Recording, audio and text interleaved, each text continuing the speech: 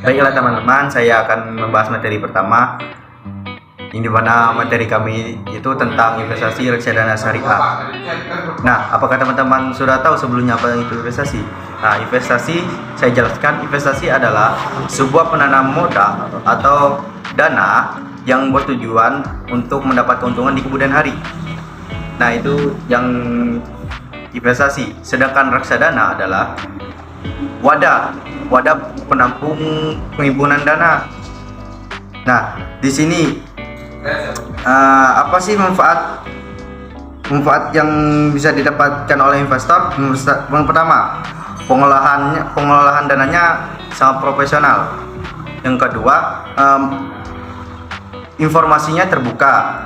Yang ketiga, potensi pertumbuhan investasinya kemungkinan besar meningkat. Yang keempat, langsung diawasi oleh dewan pengawas. Nah, apakah investasi reksadana ini menguntungkan untuk pemula? Nah, baiklah teman-teman, saran saya, jika kalian memulai investasi, lebih baik kalian memulai dari investasi reksadana, karena bagi pemula itu reksadana ini mudah untuk mengelolanya. Yang sudah saya jelas sebelumnya, tentang seperti bagi investornya, informasinya terbuka. Yang pertama, informasinya terbuka. Yang kedua, dikelola langsung oleh profesional, pengolahnya profesional. Langsung diawasi oleh dewan pengawas syariah. Nah, investasi reksadana syariah ini sangat menguntungkan dibandingkan konvensional. Yang terbandingnya, investasi reksadana ini halal. Investasi reksadana syariah ini halal dibandingkan reksadana konvensional. Melanjutkan materi yang tadi yang disampaikan oleh teman kita. Nah, saya di sini akan membawakan melanjutkan materi dari reksadana syariah, yaitu reksadana syariah dan reksadana konvensional. Nah, apa sih bedanya? Terdapat perbedaan pada beberapa unsur antara keduanya, yaitu berikut. 1. Dari secara pengelolaannya. Pada reksadana syariah, pengelolaannya sesuai dengan prinsip syariah. Sedangkan reksadana konvensional dikelola dengan tanpa memperhatikan prinsip syariah. Nah, itu yang sangat signifikan. Nah, kedua, efek portofolio investasi. Nah, pada reksadana syariah, investasi hanya ada efek yang masuk dalam DES, sedangkan reksadana konvensional, investasi pada seluruh efek diperbolehkan.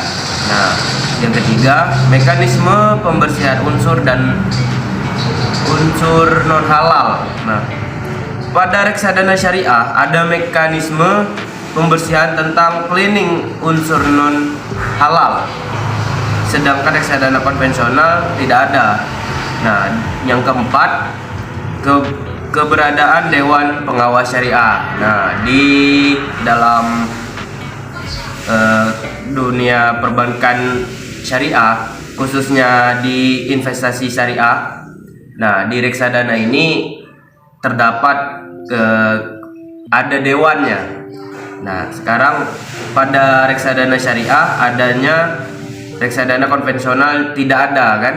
Nah, yang kelima, akad atau perjanjian.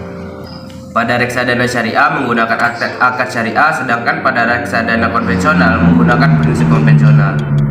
Untuk karakteristik reksadana syariah, dalam karakteristiknya itu ada yang tidak diperbolehkan dalam melakukan transaksi dan melakukan jenis-jenis transaksinya. Dalam karakteristiknya yaitu usaha perjudian, lembaga keuangan konvensional atau ribawi, usaha barang yang mengandung unsur haram, unsur dengan jasa yang merusak moral atau mudarat. Nah, adapun jenisnya, transaksinya yaitu najasi, ba'i al-ma'dum, insider trading, investasi pada perusahaan yang untungnya lebih nominan daripada modal. Nah, mungkin itu saja. Nah, akan lanjutkan oleh Samsudin. Bismillahirrahmanirrahim. Saya akan melanjutkan materi dari rekan saya, yakni adalah risiko investasi reksadana syariah. Dalam berinvestasi, selain adanya keuntungan pasti terdapat risiko. Nah, di sini ada beberapa risiko yang muncul dari tindakan berinvestasi pada reksadana syariah. Yang pertama adalah risiko berkurangnya nilai unit penyertaan. Kemudian yang kedua adalah risiko likuiditas. Kemudian risiko politik dan ekonomi. Kemudian risiko pasar. Selanjutnya risiko inflasi. Kemudian risiko nilai tukar serta risiko spesifik. Baik, selanjutnya adalah proses pengelolaan reksadana syariah. Berikut baganya. Yang pertama terdapat Dewan Pengawas Syariah, yang mana DPS adalah lembaga dengan wewenang untuk mengkaji, menggali, dan merumuskan prinsip hukum syariat dalam bentuk fatwa ulama, yang kemudian dijadikan sebagai pedoman dalam setiap aktivitas di lembaga keuangan syariah dan menyetujui efek-efek yang sesuai dengan nilai dan prinsip syariah. Kemudian adanya pedoman. Pedoman itu selanjutnya digunakan oleh komite investasi dalam merancang tujuan-tujuan dan aturan strategi investasi yang dieksekusi oleh tim investasi dalam bentuk portofolio efek atau surat berharga yang sesuai dengan prinsip-prinsip syariah Islam tentunya. Nah, mungkin itu proses pengelolaan reksadana syariah secara singkat dan padat. Jika teman-teman berminat untuk berinvestasi pada reksadana